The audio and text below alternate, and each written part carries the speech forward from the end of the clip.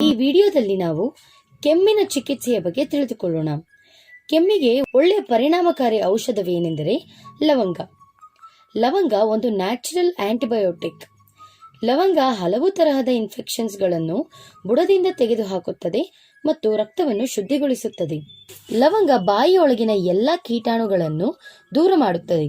ಆದ್ದರಿಂದ ಇದು ಪರಿಣಾಮಕಾರಿಯಾಗಿದೆ. ಈಗ ತಿಳಿಯೋಣ ಕೆಮ್ಮಿಗೆ ಲವಂಗವನ್ನು ಹೇಗೆ ಉಪಯೋಗಿಸಬೇಕೆಂದು.